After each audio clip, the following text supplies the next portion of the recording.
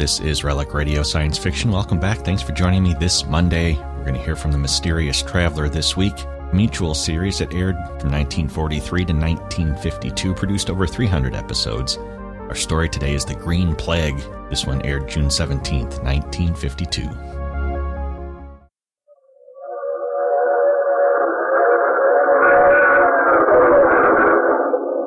The Mysterious Traveler. Written, produced, and directed by Robert A. Arthur and David Coleman. And starring one of radio's foremost actors, Cliff Carpenter.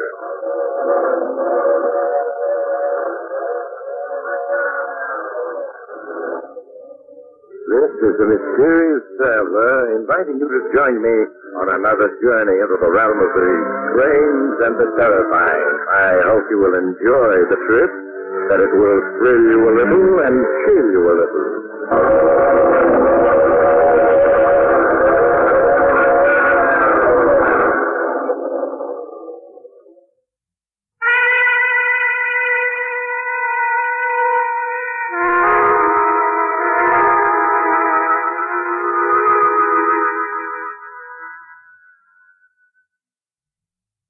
Any of you are still listening in, not having fled yet, I have a confession to make.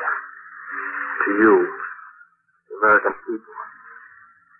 The enemy is advancing across the countryside at a speed of 15 miles an hour. And I, Stephen Reynolds, am responsible for the enemy's presence. I alone betrayed you. It wasn't intentional, and yet that's a small comfort to those of you fleeing for your lives. Before you condemn me, those few who may still be hearing my voice, please listen and try to understand. Perhaps if you hear my story exactly as it happened, you may find it in your hearts to forgive me. It began a year ago at the Lynbrook Country Club, not far from the campus of State University. A banquet was being held in honor of Dr. Charles Warren, in recognition of his vast contribution to organic chemistry. The main speaker at the banquet was the governor of the state, who was there to speak in tribute to Dr. Warren. You know Dr. Warren and his brilliant work can only join in the worldwide tribute that he has won with his discovery of Norelium, the new miracle organic soil compound. On this happy occasion, it is my privilege to bestow on Dr. Warren State University's highest award, the DuPage Medal of Science.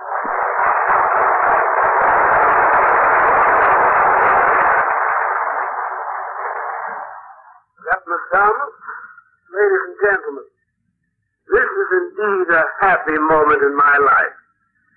For a scientist, there can be no greater reward than in serving his fellow men and bringing knowledge and light where there was none. The discovery of Norelium begins a new era. For with this new organic compound, man is now able to revitalize soil that has been barren for hundreds of years. That the dream has become a reality, I owe largely to those of you who made my research through all these years possible. Without your kindness and invaluable aid, the discovery of Norelium would not have been possible. Thank you.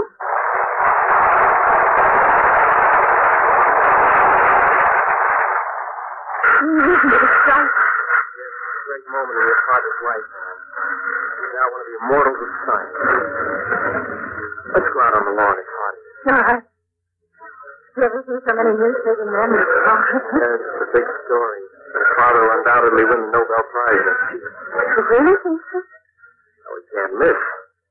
You may not realize it, but you're the daughter of a famous man now. One of these days, I'll be the wife of a famous scientist. What is it you haven't changed your mind about marrying me? That's one thing I'll never change my mind about. Oh, I've never been so happy. Nor I. You're going to have everything you want, Anne. A lovely home, jewels, servants. I'll settle for this. You You've never known poverty, Anne. That's why you don't realize how important money is.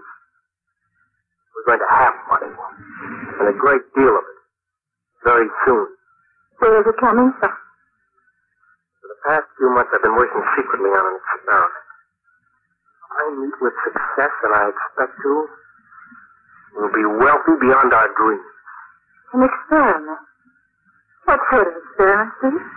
Your father, after years of research, has discovered an organic compound that revitalizes barren soil. My experiment then approached the problem of food productivity on a different basis. How? Can you imagine what it would mean to mankind if a wheat crop could be grown in 2 weeks instead of the 4 months it takes? Think of 10 wheat crops a year where before there had been only 2. That's impossible. Nothing's impossible. Think of it. Crops literally grown overnight. A food abundance such as the world has never known before. But how? I'm experimenting with a new chemical formula which has chlorophyll as its base. This formula will assist nature, accelerate the growth of plant life 100-fold. I've already had some small success, but I haven't reached the ultimate goal yet. And when you do? When I do, why, 1 gallon of this new formula sprayed over an acre of land will produce a crop almost overnight. I'll be world famous, Anne. A millionaire. Millionaire? Of course. This new formula of mine, when perfected, will put your father's soil compound, beryllium. Well, it won't be very important in the face of my discovery. Steve, this experiment, is it important because it'll be a great scientific advance?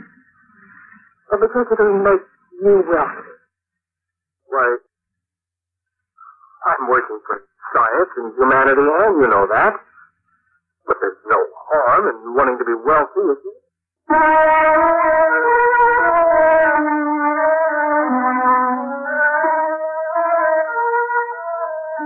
I know now. What I said to Anne wasn't true. I wasn't working for humanity. I was working for Steve Reynolds and the huge reward and honors that could be won. Yes, I wanted success more than anything else in life, no matter what the cost. The months that followed, I worked day and night, rarely leaving the laboratory. One experiment followed another as I searched for the right formula. Then one day I was called by Dr. Warren's secretary and asked to come to his office. Steve, I have here your progress report for the past 6 months.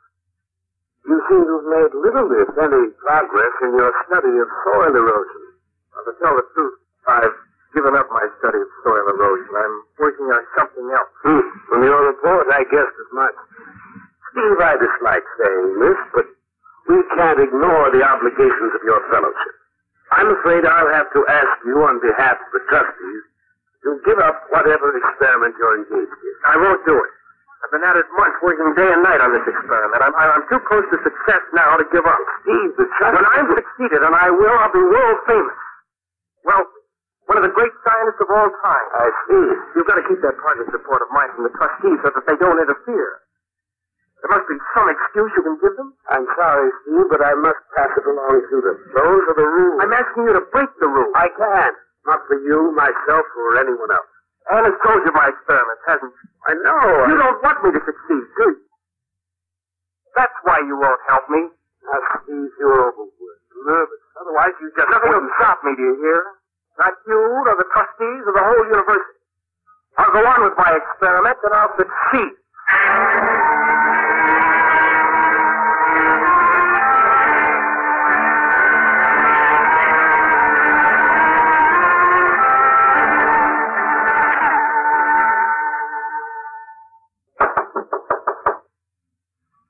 Come in.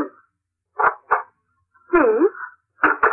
Oh, it's you, Anne. What your father told me, you quarreled and you resigned your fellowship? That's right. I'm clearing my things out of this lab and leaving. Where are you going? I rented a small farm 20 miles out of town. I'm going to continue my experiments there. Steve, you can't leave the university, not like this. It'll be a mark against your career. Before I'm finished, your father, the trustees, and the whole university will come to me hat in hand. You speak of father as though he were your enemy. He's no friend. That I can tell you. If he had wanted, he could have withheld that report from the trustees. You're so determined to achieve success that you're blind to everything else. You've lost all sense of perspective. So you're on your father's Yes, side. because he's right. You value fame and money above everything else. And why not? Is there anything else in the world that counts? Please, you're like a stranger. I think our being married would be a mistake. Perhaps it would. Here's the ring. Right.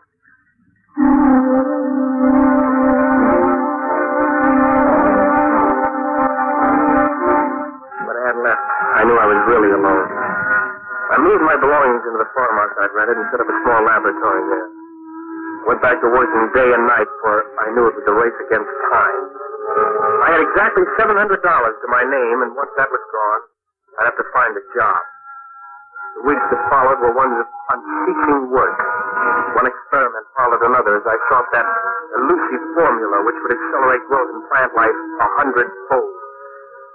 In those few moments of rest I took, I would think of Anne. Only my work kept me from going to her and apologized. Just a minute.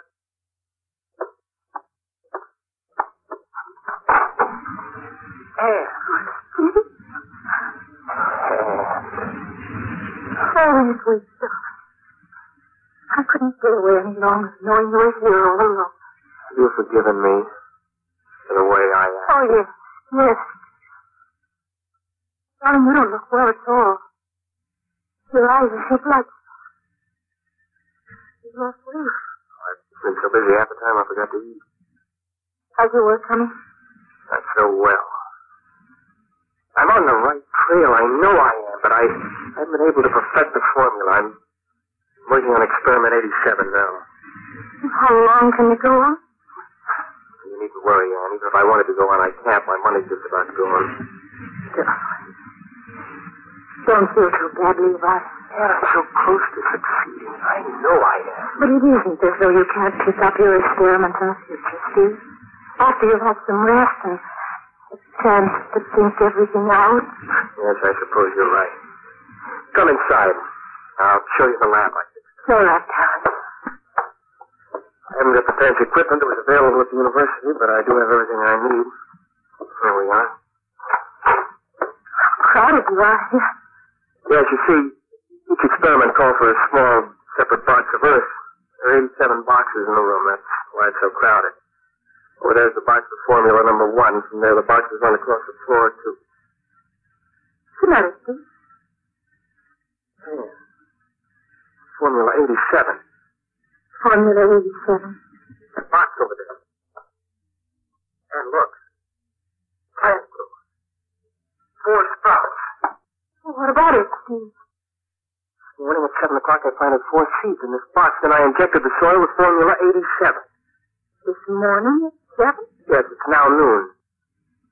These sprouts grew in 5 hours. 5 hours? And I think I've succeeded. I've found the formula. I've a strange feeling. So I can see those sprouts growing from under your eyes. They are. Those sprouts, what are they? Tomatoes. This rate of growth continues, and by noon tomorrow, these plants will have matured. And they'll be bearing ripe tomatoes.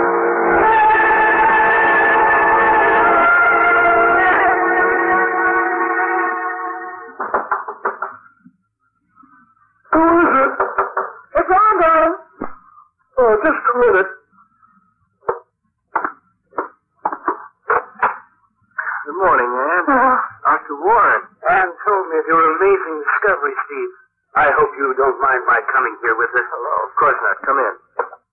I think you overslept. What time is it? 9 o'clock. The tomato plant. Come along.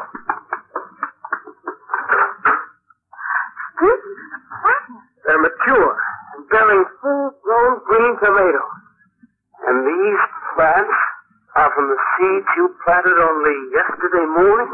Yes. Here are my notes. 7 a.m., 4 tomato seeds planted. 7:05, 250 cc's of Formula 87 injected into the soil. That's incredible. Simply incredible. In a few more hours, those tomatoes will be ripe, ready to be eaten. Just 30 hours after I planted the seeds. Formula 87 will mean the end of famine. Word. My families will be able to grow their own fruits and vegetables almost overnight, using but a few square yards of earth. Yes. Go out into the garden. There'll be more to see. More to see? Yes, yesterday afternoon after Ann left, I planted an acre of tomato seeds and sprayed the acre with 5 gallons of Formula 87. Look, Doctor. The acre is completely covered with half-grown tomato plants. By late this afternoon, those plants will have produced a crop of ripe tomatoes. I wonder if you fully realize the implications of your discovery, Steve. It means the end of agricultural life as man has known it these thousands of years. With your discovery, a new era has begun for mankind.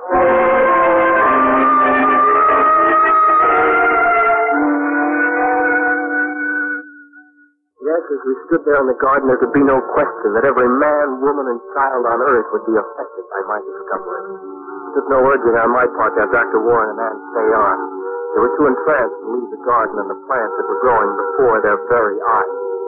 By 4 o'clock that afternoon, there was an acre of completely ripened tomatoes, ready for consumption. Dr. Warren, Ann, and I returned to the house, and I persuaded them to stay overnight. We were all up at dawn, eager to see the plant growth that had taken place during the night.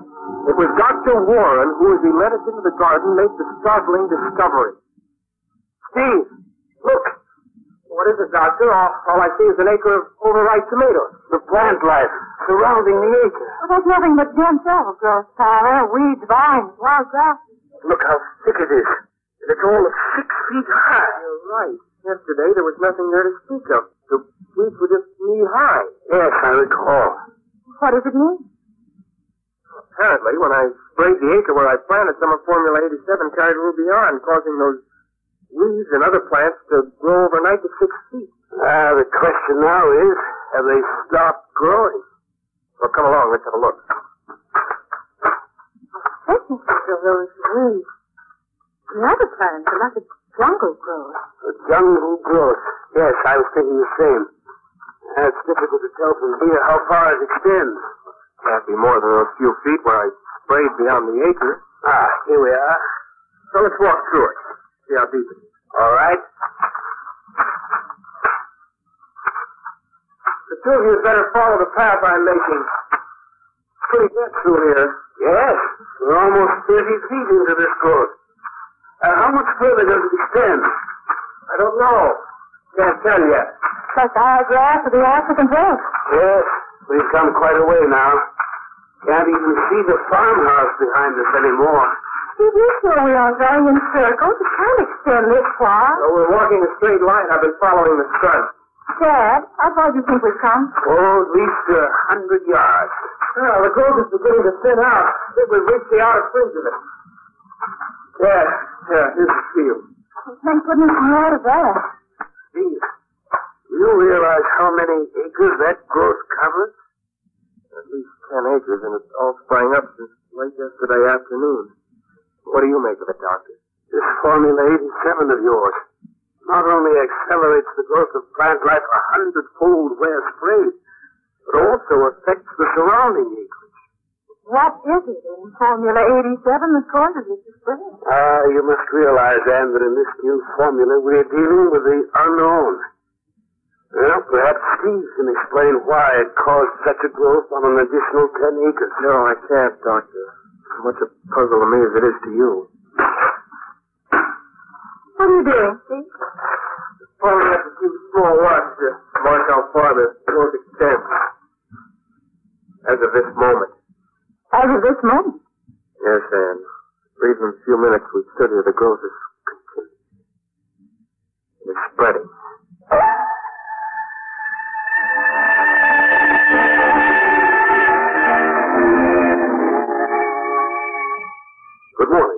is Bill Storm with the 9 o'clock news. Well, startling news has been coming in over the press wires in the last 10 minutes. A young associate professor, Stephen Reynolds of State University, discovered a new chemical formula which has the power to accelerate plant life growth 100-fold. While engaged in experiments on his farm 20 miles outside of Statesville, Professor Reynolds sprayed an acre of land with his new discovery, Formula 87. One of the amazing results of this experiment was the growth overnight of a 1-acre crop of tomatoes.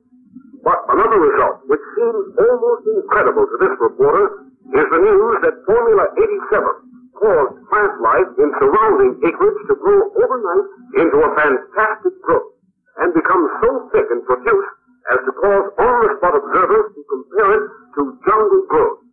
Even more amazing, the growth seems to be spreading in all directions at the rate of 100 acres an hour. Already it has spread over 2,000 acres of land. Agricultural experts and scientists are being rushed to the scene of this phenomenon. Stay tuned for further news flashes during the day.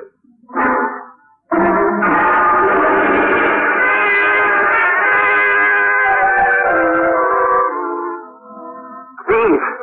Yes, Doctor? Did the dynamite give any results? None at all. Oh, here comes the governor. There you are, Dr. Warren. All right, what's the latest word? Now, the growth is now spreading at the rate of 1 mile an hour in every direction. Why, that means thousands of acres of valuable land turning into jungle every hour. Yes, and what's more, it's spreading at accelerated speed. By evening, it'll be spreading at a rate of 3 miles an hour. Haven't you been able to do anything to stop it? Oh, we've tried dynamite fire, all to no avail.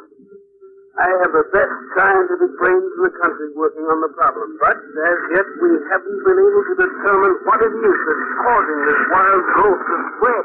Young man, this catastrophe is of your doing. Have you any idea as to what is causing this growth to spread in such a frightening manner? I'm not certain, but I think Formula 87 created a new type of pollen. And it's the pollen which is spreading this growth. A new type pollen? Well, what makes you think that, Steve? I just got a report that the growth has crossed the Ardmore River and it's spread to the other bank. The Ardmore River? Well, that's half a mile wide. Yes, and that's why I'm convinced a pollen of some sort that's carrying this plant. You're probably right. Well, can't you come up with a new spray? Something that will stop it? We'll do what we can, Governor. We're not losing a minute. What's going to happen, Doctor, when this jungle growth reaches villages and towns? We've already had to evacuate farmers. Yes. We'll work day and night, Governor, to find the answer to all this. At the fantastic rate it's spreading, I'd better order out our National Guard. And ask for assistance from Washington.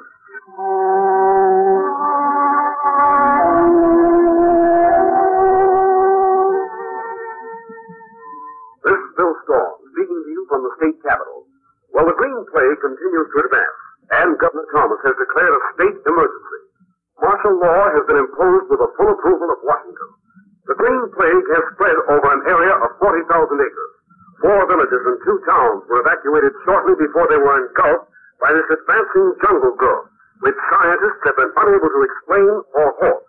These scientists state that the growth is accelerating its advance from hour to hour and is now moving at a rate of 15 miles an hour. Meanwhile, on-the-spot observers state that plants, vines, and trees are literally springing up before their very eyes, and that this fantastic and relentless growth is crushing and destroying all that which lies before it. All residents of the state capital have been evacuated, and momentarily we expect orders to abandon this station. However, full news reports will be continuously broadcast from other stations. Meanwhile, reports from Washington indicate that... Ladies and gentlemen, I have just received the signal that this station is to be abandoned.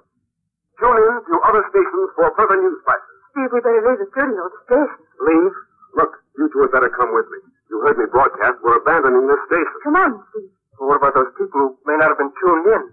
May not know about the green plague? Look, Mr. Reynolds, I've done what I was told to do. I'm not responsible for people who didn't hear my warnings. But I am. What?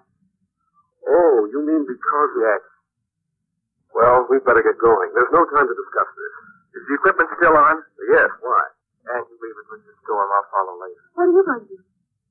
Some people may tune into the station, may not know what's happening. I'm going to stay here a while longer, broadcast the warning. Then I'll stay too. Look, I'm leaving. You'd better make up your minds in a hurry. We'll stay for a while. Okay, if that's the way you want it. So long.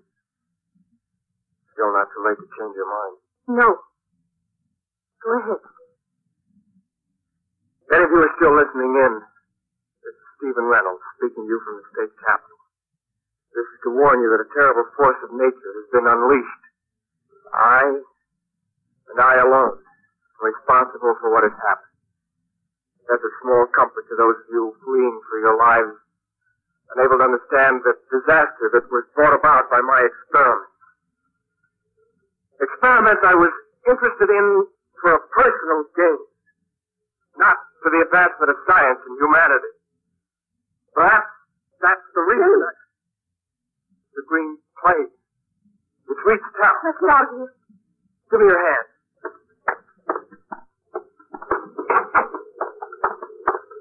Steve, it sounds almost like an earthquake. Yes. This way to the street. The trees! The bushes are growing before our very eyes. There's absolutely no building. Look, the building across the street. It's going to come down.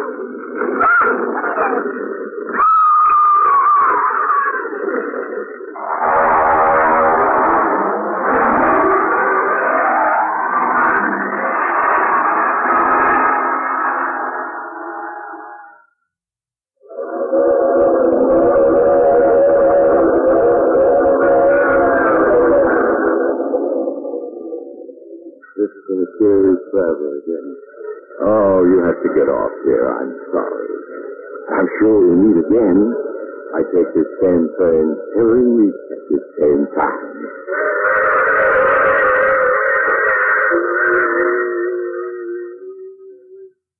You have just heard The Mysterious Traveler. Now you can enjoy other tense and exciting stories of The Mysterious Traveler in the current issue of The Mysterious Traveler magazine, now available. All characters in our story are fictitious. Any resemblance to actual persons or name or otherwise is purely coincidental. Music is under the direction of Emerson Buckley, composed by Richard U. Page. Bill Tonkin speaking. This program came to you from New York.